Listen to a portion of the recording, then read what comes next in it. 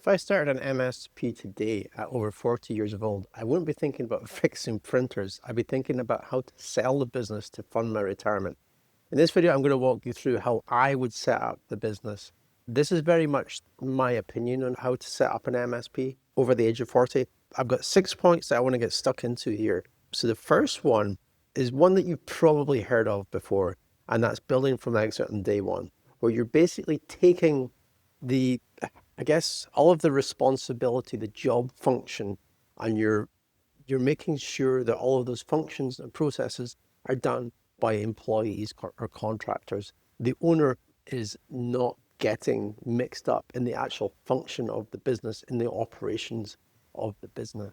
That's the first thing. So basically setting it up so that your MSP is not a job, it's something you can actually sell. It's an asset that a business would want to acquire. And if you're taken out of the equation when you retire, the business still functions. So that's the first thing, is like really having that mindset, setting up the processes as well. So the standard operating procedures, having them all documented, being able to pass them off to the correct employees on what procedures are.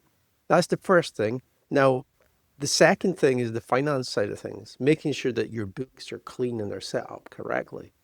From the finance side, I'd probably hire someone, there's like MSP finance experts, people like that MSP finance team, Daniel Welling here in the UK, where you'd be meeting with them every month or every quarter and go through the books and making sure that we're set up in our way where be a business that was looking to acquire could look at the books and make a decision there.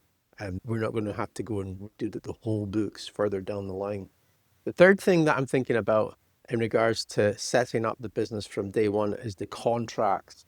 When I worked for MSP back 15 years ago, one of the unwritten rules that we had was our contracts. Every single client that was on the books, so every single customer we had was under contract. We never took on any break fix work. We never took on any block of hours. They all had to sign a 3-year, 36-month managed service agreement. And the main reason you really need to have this as a rule within the business is because it adds a tremendous amount of value to the business. If there's a business that wants to acquire your MSP further down the line, if all of the customers are under contract in a 36-month agreement, that makes it much more attractive to a potential buyer, because those clients can't walk when the acquirer comes in and takes the business. And you hear about this so often. I've heard about the software vendors where there's a massive vendor that goes in, buys another piece of software, and then that software falls apart, falls to pieces, and the service goes down. The second item on my list is working back from your pension goal. Now, I was going to go and show you a little bit about compounding interest and do a little session on compounding interest calculators and all of that. It's something that I learned when I was about 42. I really wish I'd learned about compounding interest when I was 20, but you need to be aware of what your pension goal is. Like when you're going to retire, how much money you need in that pension pot, okay? I'm not going to go into the finances and like inflation and how much money you need and how to work all of that back, but you need to have that written down. You need to know the amount of money that you need, and you need to know when you're going to retire. Because when you know that information, you can work back using ChatGPT, basically working back. We're going to have clients probably between 20 to 50 user seats in size. What's your average user seat going to cost? Is it going to be $150 a month that you're going to charge? Or is it going to be 300? Then you can factor in, okay, this is my pension goals. This is how much we can put into our pension pot every month. And this is how much I'm going to actually sell the business for. So you can actually work out an average of, this is how many customers I actually need to every single year. And this is the sort of size that we need to get to. So it allows you to understand where you're going as a business. So being able to understand your pension stuff is extremely important. Next item that I've got is this is another rule, and I've called it No Clicky. And this goes back again to the MSP that I worked for that was sold. And that is, the no rule is that the owner does not get involved in the technology and the operations of the business. As much as attractive as it is to be able to go and fix something or set something up, what I've found the most successful MSPs are those that usually it's not an owner operator model. Okay. So as much as you are a technical expert, you really need to understand that you need to get out of the tech. Sure, you can still consult and quote, but you shouldn't be the one doing the project work. You shouldn't be the one answering the help desk tickets. Okay? That is the rule here. And this is the rule that I would have for my business. How do you actually build an MSP if you can't do the work? There's a few things that we can do. So the first thing that I would think about is probably like the help desk stuff. So tickets that are coming in, the support requirement that's required. I would think about how I was going to set that up. What's very popular right now is outsourcing the help desk to a third party, like a white label IT services. There's a company here in the UK, Uptime Solutions. I'm sure there's similar in the States. But outsourcing completely that help desk function and setting it up in a way that your customers are actually going to be happy with that outsourced help desk function. And I guess there's probably an expectation, there's probably a whole process to follow in regards to this. And I'm sure these white label services have a process to follow, but setting expectations with the client on exactly what they're getting and the fact that this is an outsourced help desk. I don't know how you package that. I'm unaware of that, but that's how I would set it up. It would be outsourced. Second thing is obviously the project work. So like you take on a new customer, how are you going to remove the incumbents systems, their antivirus, their AV, their RMM? How are you going to do that? And how are you going to deploy your own one and then put in place that sort of 10 steps or whatever your onboarding is for that new client? If you're not getting involved in technical work, no clicky, as I mentioned, how are you actually going to do that? So I would probably, this is how I would do it. I would probably find the skill set on Upwork and I would contract the project work out to Upwork for people that, and this is the cool thing with platforms like Upwork, where you can find people that are very niche down in a particular process in a business and they do it perfectly. So I would outsource all project work to Upwork. For the physical piece where you maybe do need to go onto a client site and do something, it could be a support requirement where you're having to go in and turn something off and turn it back on, or you actually need to physically be there on the customer premises. I would probably partner up with a local MSP, a one-man band MSP. They would be happy to take that work on in regards to going to the clients on site and coming to an agreement with them and a partnership with them, but you're the one that's still owning the contract because that is the sellable asset. So no clicky. And yeah, sales only, I guess is the other part to it. Be very focused on the sales. So where you might be a technical expert just now, realizing and understanding that actually if you want to get to this goal that you have for your business, that sales is the number one skill that you're going to need to hone in on. How you do that is extremely important. So it might be getting a sales coach, sales training, devouring all of that, but also the practice as well. So actually going into sales meeting and working this stuff out, you're going to have to get extremely comfortable with that. And it's a process that you're going to have to refine over 3, 5, 10 years and to get to a place where you're happy with it. The other piece on the sales side is that the work that you'll be doing is overseeing obviously the operations, the processes, and hiring the right people and the right contractors. But you also need to think about your business work that you're going to be building as well and the partnerships that you'll need to be building.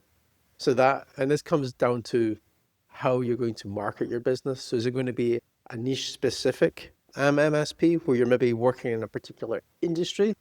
Or are you thinking more just going local and just going after all the local businesses? Based on what you choose there, that's going to dictate how you're going to build up your business network and how you're going to build these partnerships going forward. Certainly for me, I would probably be doing a line of business application support. So I would be looking at all the large software vendors, seeing what software like accountants use, for example, and really honing in on one of those pieces of software. And that would be like the main unique selling point of our MSP. So I'd factor in on that, a specific vertical, and then I would look to build partnerships from a sales perspective with people in that ecosystem. Okay, so number 4, building relationships with peers. This is your competitors, basically. Peers are competitors. But making sure that you're positioning yourself with your peers and you're actually building relationships with them.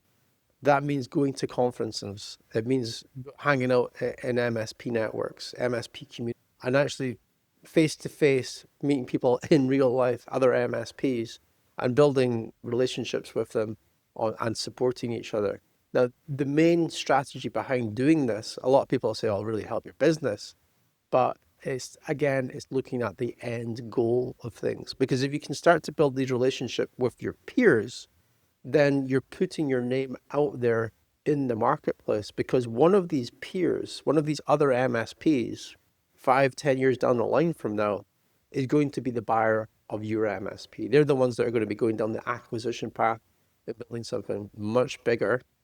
And if you can position yourself in a way where you fit like a jigsaw puzzle into that marketplace and everybody knows you, all your peers know you and know what you're about, when they go down that acquisition path, you already have built up that relationship, and you'll know where there's gaps in the marketplace that you can fill, that maybe an acquirer would love to have. So building the relationships with your peers is extremely important. I've already mentioned it here, is the actual specifics in regards to how I would market the business. It comes back to who you're going to actually market it to. Is it going to be a local based, is it local based businesses that you're going to be going after, or is it an industry that you're operating? Really coming up with that decision before you start is extremely important. And again, it's one of those unwritten rules. If you do go down the industry specific niche or niche, the unwritten rule here is that you say no to all other types of businesses. So if you are working purely with, for example, accountants, and you're supporting one of their accounting packages, and then you've got an architect that comes to you saying, "Hey, Scott, I need IT support from you," being able to say no to them and say, "Sorry, I only deal with accountants." Another unwritten rule. Because what this does over time, it not only helps the marketing because it allows you to focus in, it helps the business as well. Going back to those processes in step one and having the processes refined and efficient, it becomes much easier when you're working in a particular niche. And if it is a particular line of business application that you're supporting, the skill set, the hiring as well, because you can find the subject matter experts for that line of business application. So that would be the fifth thing, is coming to an understanding of who you're all about, what type of customer you're looking for. And from a marketing perspective itself, I would probably start with networking. It would be in-person events, going to conferences. If it was industry specific, doing those types of conferences where I'm in that industry. If it was local, you're going to be to local business networks, BNIs, Chamber of Commerce. The other element to this is the actual digital side and how I would set that up. I would probably use the school platform for this. So I've got a couple of groups on here at the moment, but the school platform is a community. It's like a Facebook group, but you've got more control of it because you're not relying on the Facebook algorithm. But building out either if you're operating in a local business, a school group for local business owners. And I've seen these work extremely well on Facebook, and I've seen them work in industries as well, where there's a school group that you build, and it's all around a particular industry or locality. And the cool thing with this is that it's one of these assets in the business that grows over time because you own the asset. It's not a Facebook group that can go away with Facebook. You actually own the asset, and then you can leverage the asset up. Now, this is the sixth one, would be your legacy and your meaning. You have a greater purpose in life than running an MSP and supporting clients. And you have a greater purpose in life than building up a retirement pot and having a really nice retirement. You're going to be on your deathbed at some point, and you will have regrets, because we're all told that we're going to have regrets in our life. But working towards a bigger thing than yourself for humanity, for the world in some respect. So having to think about, and this goes down to the core values of what your MSP is going to be about. Having to think about the transcendence on where you could take your MSP to help the world, not just in regards to IT support and managed IT services, but something that's actually going to change the world. I'm struggling to do this right now. I would love to transcend and have some form of legacy and meaning to my business. I just Don't know what that is right now. I've got the feeling it's going to be helping disadvantaged kids, purely just because I was in a cafe a couple months ago and I saw a little girl and her mum moved. She was like, this family looked slightly disadvantaged. And her mum moved just in a certain way. And the little girl flinched, like as in the mum was going to hit her. And I was sat there with my own kids and at the time, and I just thought to myself, kids get brought up in a certain way, and depending on the way that they're brought up in their life, it can really affect their whole life. I can see from this other family that what this kid had in store in her own life is very much being reflected by her mum's actions to her. And I know for a fact that there was probably some form of abuse going on in the family because of that flinch. It was just a millisecond that I saw. And I feel as though, okay, I'm going to help kids. I don't know how I'm going to do that, but I'm going to work towards that. If I was building an MSP, I'd somehow be working towards that. I'm not entirely sure how, but having this transcendence and legacy, I feel is very important. Anyway, that's my thoughts for today. I'm going to leave it there. This is our 6 steps to building an MSP. I would love to hear what's on your mind with this. So if you're maybe going through this right now, or we've had someone join community on school and he mentioned that he's 62 and he's trying to run an MSP. That was the terminology that he used, and I'm going to be picking his brain on it. But I would just love to understand where you are in your life and how you've maybe built your business and how you're building your business, or if even lessons learned with it. You're maybe halfway through this journey now. What would you do differently and what have you done right? I'd love to know. I'll see you in the next video.